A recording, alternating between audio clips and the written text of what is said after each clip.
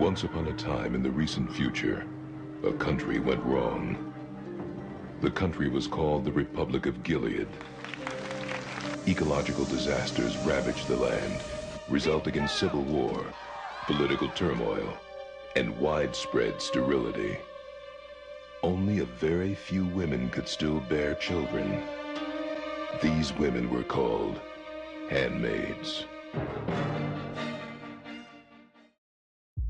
Within the novel The Handmaid's Tale by Margaret Atwood, the theme of oppression of women and anti-feminism is one of, if not the most, prominent ideals discussed. Atwood explores this distinguished theme through her portrayal of the new society of Gilead, which explores the intersection of politics and sexual reproduction to create this misogynistic theory. This theme is expressed through Atwood's display of women through the characters of Offred, Serena Joy, Moira, and other handmaids, Marthas, aunts, and wives within the story. The limitations of their lifestyle are very clear and describe this theme perfectly. Women are given a specific role in this new society that leaves them at a determined social status due to their fertility. They face a society with limited to no freedom purely due to their reproductive ability. The novel is riddled with lines that describe the subject. My nakedness is strange to me already. Did I really wear bathing suits at the beach? I did, without thought, among men, without caring that my legs, my arms, my thighs, and back were on display, could be seen. Shameful, immodest. I avoid looking down at my body, not so much because it's shameful or immodest, but because I don't want to see it. I don't want to look at something that determines me so completely. In this quote, the narrator, Offred, hesitantly looks at her naked body and concludes that she's more than her body. She's more than what society has determined of her. She repels the perception that society has made of her due to her form and fertility. This next quote follows the same theme as Offred is thinking about what life would be like with equality. I want Luke here so badly. I want to be held and told my name. I want to be valued in ways that I'm not. I want to be more than valuable. I repeat my former name, remind myself of what I once could do, how others saw me. This passage shows the narrator's strive to have full freedoms of a true woman. A woman, to her, is being held, having a name, and being valued. These rights have been stripped away from her due to her singular use in her new society, which is reproduction. The biggest challenge Offred faces in the novel is the limited freedom and the oppression upon her due to her gender. In Gilead, everyone is placed into some sort of status due to their social function, even men. But the difference between men and women is that men have the ability to go up in rank, whereas women are subjected to their current rank or are demoted to something worse. Wives may only become widows. Handmaids, Marthas, and Jezebels may be cast off as unwomen should they fail to fulfill their roles. Women are not allowed to read or write, which takes a toll on the characters immensely, especially the ones who previously had proper lives before the existence of Gilead. The banishment of reading and writing is a tactic to keep women powerless, because knowledge is power in Gilead. The government runs the patriarchy and profits off the oppression.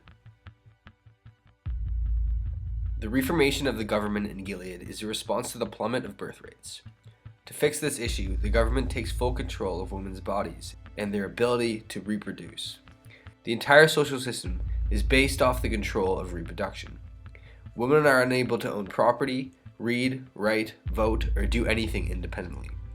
The simple goal and ideal of the government changes every journey in the novel of women characters.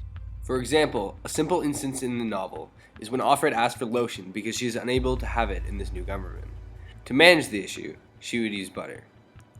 The complete control of the government has changed the story for every female character in some sort of oppressive direction. A massive strategy to control by the state is through the female body. The body represents freedom and independence. A quote from the novel that glorifies the simple theme of oppression is, "You can think clearly only with your clothes on." This simple line shows how disconnected women are from their true selves, and the connection to their real self is only possible through freedom. It expresses how they have to deal with their current status as women in a patriarchal society, and how truly mistreated they are in this community. This is the kind of touch they like. Folk art, archaic, made by women in their spare time from things that have no further use. A return to traditional values, waste not, want not. I am not being wasted. Why do I want? This line shows Offred comparing her status as a handmaid to folk art and archaic, by describing it with waste not, want not. This is a metaphor that compares the handmaids to art, which has been a used up feature. Both factors were decorative pieces that once served a purpose, but now are pointless and unwanted. At the end of this statement, she describes how she isn't and shouldn't be a useless being. Another line that describes the relationship to reproduction and the oppression of women through a metaphor is, "We are containers. It's only the inside of our bodies that are important." Atwood is comparing handmaids to containers and their fertility as the contents of the container. This metaphor establishes women's roles in this society, seeing as their sole purpose is to reproduce. This topic is one of the main intended messages composed for the reader. The relationship of sexual reproduction and the female body glorify the maltreatment of women.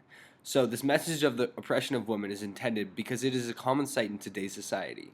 Atwood describes this flawed society to give insight on our own society, which does deal with sexism. Every night when I go to bed, I think in the morning I will wake up in my own house and things will be back to the way they were. It hasn't happened this morning either. This is an example of symbolism. This line is symbolic of Offred's past life and her longing for a sense of freedom. She compares waking up in her own house, where she is free, to waking up with restraints and duties to fulfill. The reason I chose this type of media is to portray the true brutality of the oppression of women in this novel.